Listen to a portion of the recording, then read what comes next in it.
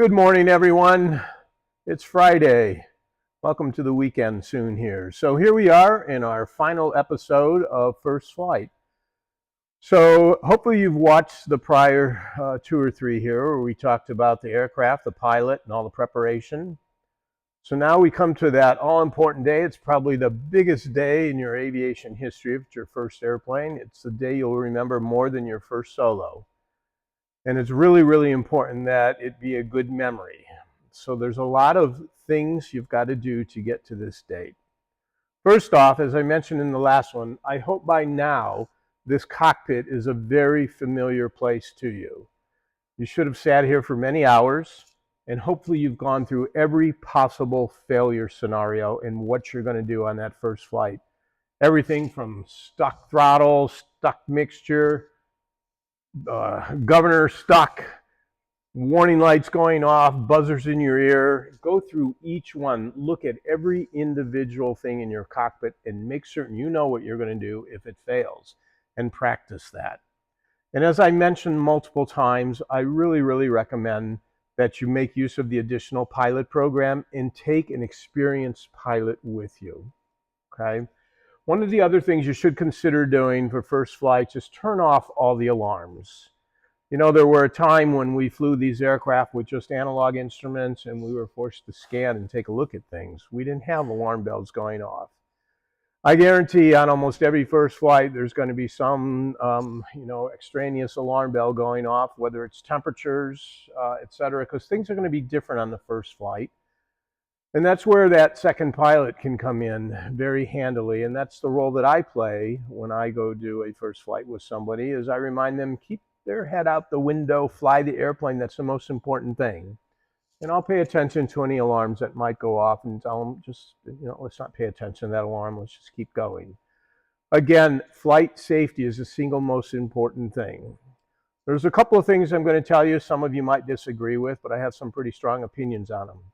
First off, this is amateur-built aviation. We're not professional test pilots. We're not part of some military test program or some Boeing test program where they've been working up to this for years and have all the flight experience of almost 100 years and know what goes into flight testing. So some of the things that you see in those test programs are not things that I advocate for first flights or flight testing of amateur-built aircraft. Specifically, chase planes. No chase planes. There's only one or two people that can ever help you get back on the ground safely, and those people are already in the cockpit. There's no sense having somebody in another aircraft giving you some information that might not be relevant, and the chance for, making contact and having just some terrible consequences. So no chase planes, please. The other thing I have real heartburn with is first flight should not be a big grand show. What does that mean? Only immediate family, people who have been involved perhaps that have something to do that day, whether it's safety, depending on where you're at in an airport.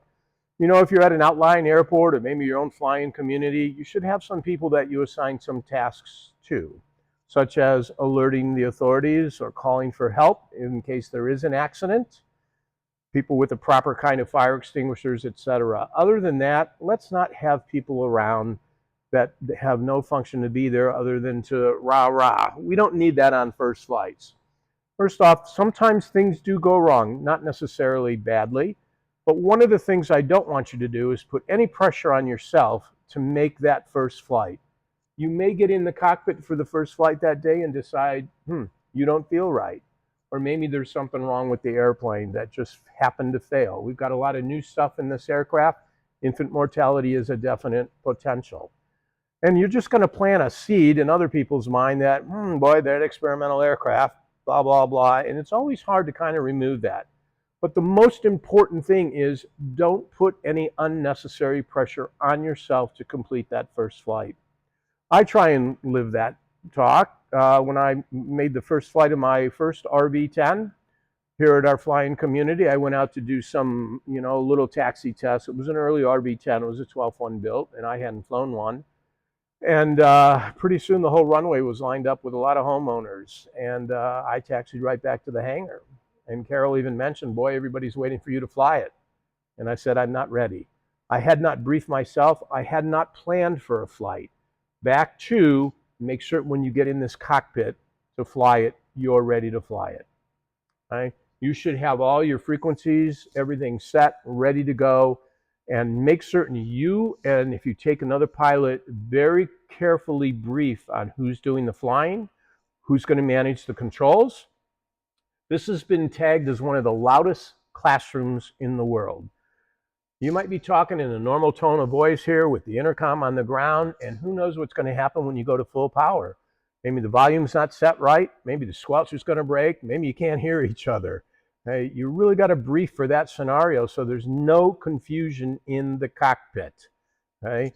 We want two people in here for safety, not to add to the problem scenarios. Okay? So again, brief all of that stuff.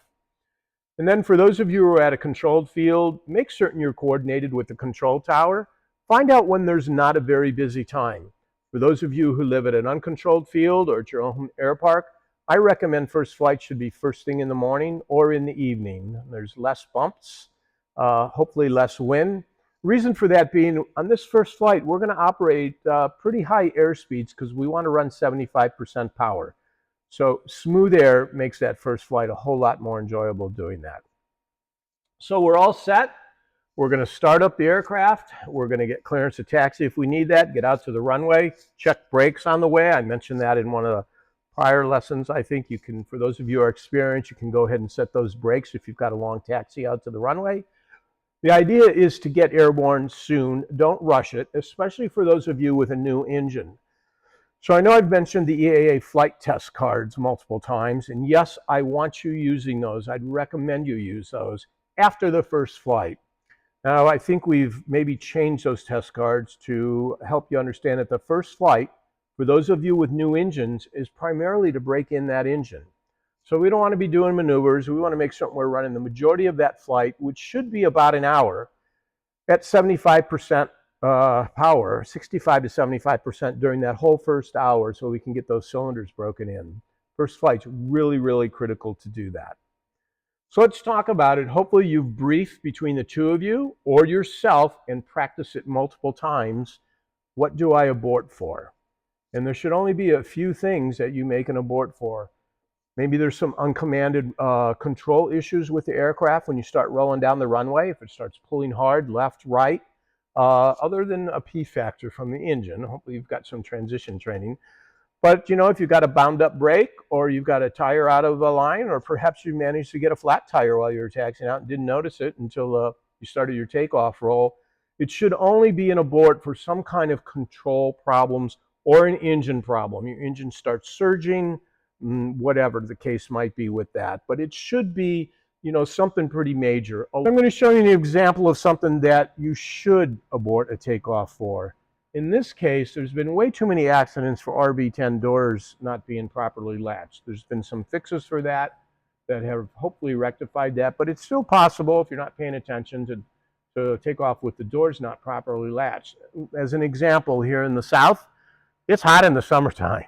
So we do taxi out there with the doors open. So one of the things I did was I wired a micro switch to the throttle so that when I'm taxiing with idle power, the door lights are off. I don't want a light staring at me that I'm going to ignore because I'm used to it when I start the takeoff roll.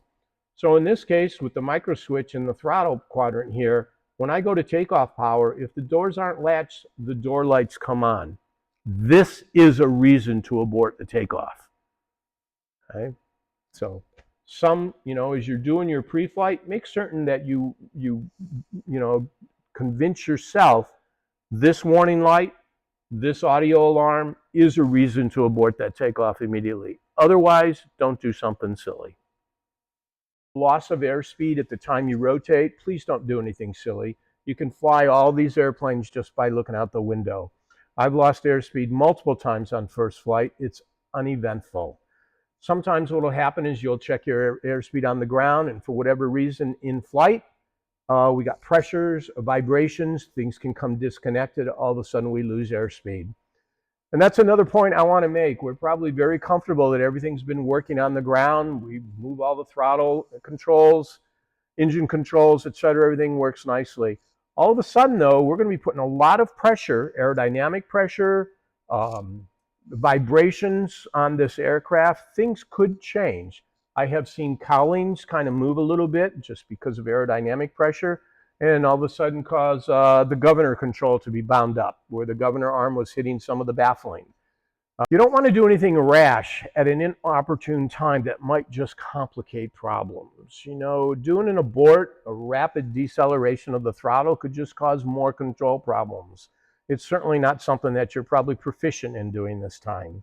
And again, one of the other things I would tell you on your takeoff roll, throttle movement should be very, very slow. It should take almost 3 seconds to take this throttle from off to full throttle. Nice, gentle.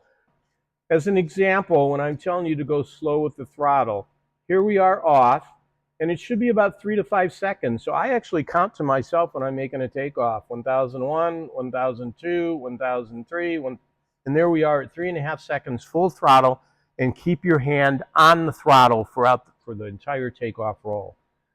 If you've ever been at a general aviation airport and you've heard some of the piston airplanes take off and they go, wow, you hear this kind of surging when the engine has gone to full power for takeoff, that's because the throttle's being advanced too rapidly and we're running past where the governor finally takes over and brings it back. You should not do that. On the RVs, if you do it slow enough, by the time you're at full throttle, you should be just about ready to break ground. Okay, again, nice, smooth, you know, forward push on the throttle, especially with castering nose wheels. We want to get some airflow over the rudder so we have good directional control. So let's say we've broken ground now, assume a nice climb attitude, which should be about the same pitch attitude as your rotation. We don't need to be going up real high first flight. We want to get a whole lot of good cooling over that engine, especially a new engine. And then one of the things I really like to do to add to the safety feature is as soon as I've got some altitude, depending on the length of the runway, maybe 500 feet above the ground, I'll make a slight right or left hand turn, almost 45 degrees off of runway heading while I'm continuing the climb. What that does for me is allow a smaller turn to get back to the runway if the engine should quit. So if we go straight out, we're going to have 180, more than 180 degree turn to come back to that runway. If we turn off on a 45 degree heading, we're going to come back much sooner to that runway. So consider doing that. Practice doing that. Call that out on all your practice takeoffs. Otherwise, I assure you, the adrenaline gets going. You're going to forget some of these things unless you practice them 100 times. So maintain that same low pitch attitude. RVs, you know, you climb out above 100 knots, 100, 120. Usually you get enough proper cooling doing that. And then we don't want to go real high. Again, we want to run 75% power. So let's stay at 3,000 feet MSL. Get yourself a couple thousand feet above the ground. For those of you at higher elevation airports, yeah, pick a cooler day. That'll help with the density altitude so that you can get some higher power through that engine. But for those of you, you know, at the typical 1,000-foot altitude airport around the U.S., go up to around 3,000 MSL. That should give you more than enough altitude for safety and allow you to run 75% power. So what do we want to do once we get up there and we level off? Okay, we're going to pull the power back. If you don't have a glass cockpit, know your power settings. Most of the time, I will tell you 24 inches and 2,400 RPMs to 25 inches and 2,500 RPMs will give you about 75% or higher power in a typical piston airplane. For those of you with turbocharged engines, you're going to have to look at the manual for that and see what you should be running. The idea is to level off, watch your temperatures, and then just make continuous circuits over top of the airport. Again, if anything should happen, the reason why we're going to stay close to the airport and at this altitude is it should give us time to sort something out. If we have an immediate engine failure, it should just flat quit. You should be in a very good position to just make a couple of circles and land on the runway. Okay, for those of you at control tower fields, you know, brief the tower as to what you're doing and why you want to remain over top of the airport, but get out of the traffic pattern. Typically, right over top of the airport at 3,000 feet is no problem. You're going to be circling left or right. I would recommend mixing those up. I would encourage you to pay attention to which fuel tank you're running on. I always want to run on the high tank. So if I'm going to be turning to the left, I'm going to run off of the right tank. By the way, talk about a fuel load. I like to go with full fuel in both tanks. Okay, and then make certain your CG is proper, depending on the weight of the pilots. For things like an RB10, I recommend putting a case of water in the back. The RB10 can be a little bit nose heavy with just 2 people in the front. The case of water does 2 things for you. It'll put some weight back there in the baggage compartment, helps move the CG aft. And then what happens, especially for those of you who live in hotter climates, typically after we land, we're thirsty and you want to get a drink. So over time, you can start taking a bottle of water out of that case back there, and eventually you'll get used to less weight in the baggage compartment. That's the way I've done it. It works really well, and I recommend that to all new pilots, especially on the RB10. So what we're going to do now is circle around for 25 to 35 minutes. That's at high power settings, and you can vary them between 24 squared, 25 squared. That's what I do for about 10 minutes at a time. If you've paid for extra test cell time, you're going to find that you might not see much variation in the cylinder head temps. They may not run as hot as they normally will if you just had a field overhaul or a speed shop or one of the engine shops do it without test cell time. So let's assume it's an engine that hasn't had extra test cell time. What you're going to see is the cylinder head temps at top of climb are going to be much higher than you ever should see in subsequent flights.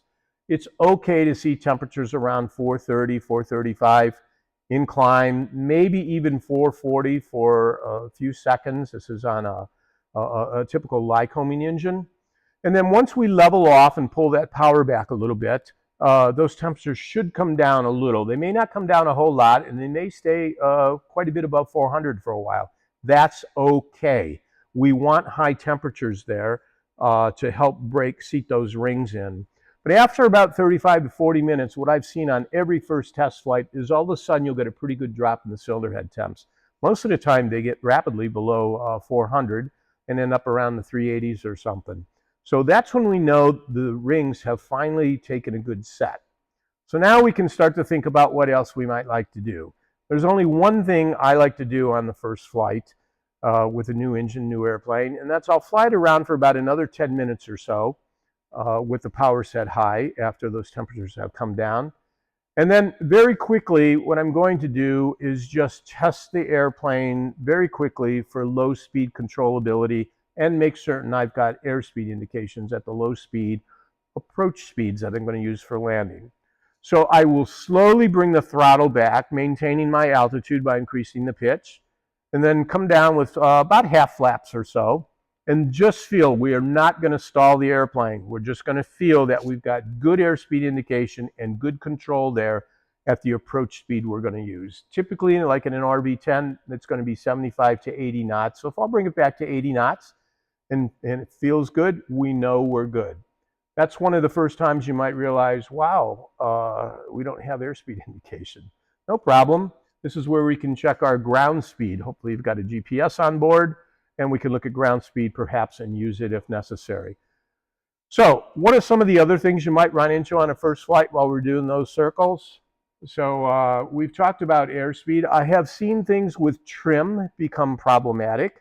Some of the more complicated things we can do with trim today because of the glass cockpits is we can set the trim to move for a slower speed in cruise flight so that we don't have to just bump the throttle. We can slow down the trim speed. Sometimes that trim speed is set too slow, or sometimes it was misconfigured and doesn't even work. One of the first things you'll notice is when you start to come out of that climb and you level off is the control pressures on the stick might get really, really heavy. Before you panic and wonder what's going on, one of the things I always tell everybody is look at your watch. Okay, we're up hopefully 2,000 feet over the ground. We're safe. Nothing should happen that requires something immediate. What are we going to do if the control pressures start to get really stiff? The first thing we want to do is if it's a gradual stiffening of the controls, it's obviously a trim function. So what caused that? Well, our airspeed's increasing. So how do we get back to some less control? Reduce the airspeed. And I know I just said we don't want to come below 65%, but in this case we have a problem, so we're going to do that. And basically what you can do is pull the power back to some lighter trim, some control pressures on the stick for you. If you have another pilot with you, perhaps they can troubleshoot the problem. I've managed to do that a couple of times, reconfigure the trim speed so we could continue the first flight. That's why it helps to have somebody that's experienced in that cockpit. It's a good time during the first climb out for you to scan all the engine instruments, especially if you took all those alarms off, and just kind of see what things are going. For those of you with glass cockpits, it's really important to keep your head out the window. Hopefully you've set your screens up for proper data recording. If you don't know how to do that, check with the manufacturer. And then you can review all the data when you land. Right now, most important thing is to keep your head out the window, keep the airplane upright, and fly around properly. Most important thing on the first flight, again, is to pay attention to the engine instruments. So once we've determined that we have got proper control and airspeed, I bring the power back up to 65% or so, at least, and then fly around a little more, get the temperatures back up. What I don't want is the engine cooling off too much while we make our final approach to land. So if we're in a controlled field, we're going to contact the tower, let them know of our intentions, ask what's a good time. We'd like to come down and land. And so what we're going to do now is just gradually pull that power back. No rapid cooling of your engine. You don't need to go out and do a wide pattern. We want to stay close to the airport just in case the engine does quit. Okay, for those of you with carburetors, pay attention, get the carburetor heat on. We're going to have a fairly long lower power descent. And just set yourself up for a close-in pattern. So now we're committed to landing. Somewhere on the downwind, hopefully you're going to use a checklist. We use a checklist, right? Probably the last one we used on this flight was prior to takeoff. And so take the time to use the checklist. I know we're all used to using GUMP, gas, undercarriage, mixture, and prop. And I think when it comes to undercarriage, most people think about a retractable gear airplane and having a landing gear down. First flight on this airplane, and a best practice all the time really, is somewhere downwind, bay, short final. Just remember to check your brakes. Step on both brakes, make certain there's still good hydraulic pressure and maybe you haven't had a leak on one of the brakes while you're flying. At least be prepared. You know, if you've got a flat one, we're going to do a little different landing there, but remember to check those brakes. Now mentally, I want you committed to making this first landing, but also be prepared to go around. Just never know, okay? But we also don't know how the airplane's going to react the first time we want to do a go around. Now, we somewhat simulated that up higher by reducing the power and doing some slow flight and then increasing the power. Hopefully everything came back okay.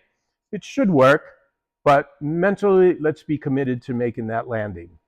Make a normal approach. I recommend half flaps unless you've got an experienced pilot with you with a lot of time and understands how to land that airplane with full flaps. Just in case you have to go around, half flaps make it a little bit easier. Again, there's going to be a lot of stuff going on in your mind. The adrenaline's going to be very high on this first approach to landing in this new airplane that's now making all kinds of new noises that you haven't heard before. Okay? Normal airspeed. Pay attention to what the approach should be. And you know, there's the old adage, a few extra knots is better. I disagree with that. Fly the approach like you should fly the approach. If it's recommended 75 to 80 knots on final approach speed, that's what you should be using.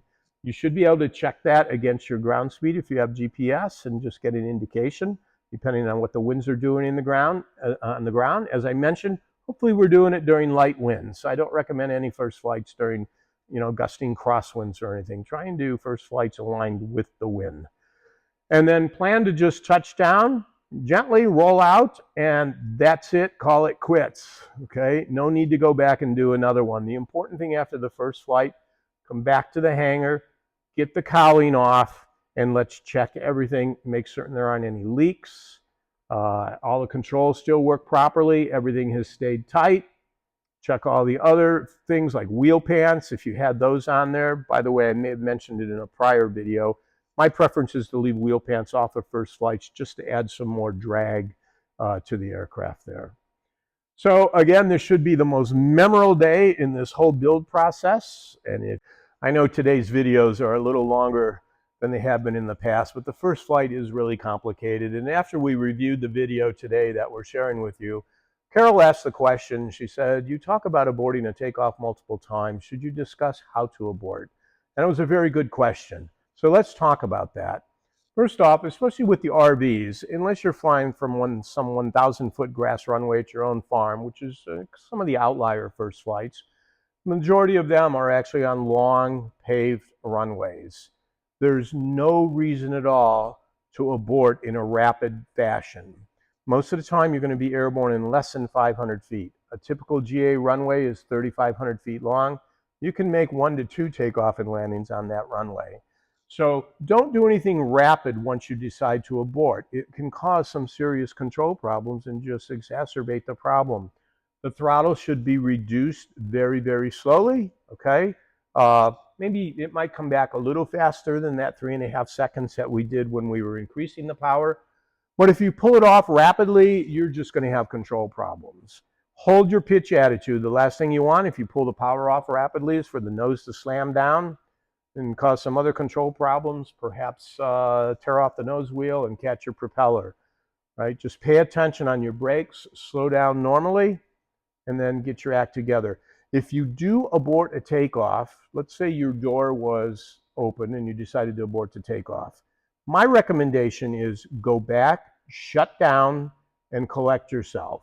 Remember, your adrenaline is already going to be high for this first flight. And so let the engine cool off, especially if you've got a new engine, and then refresh yourself on what you're going to do on that first flight, then go at it again. But just don't taxi back and take back off again. You're just setting yourself up for a little bit of a high pressure situation. Thanks for listening.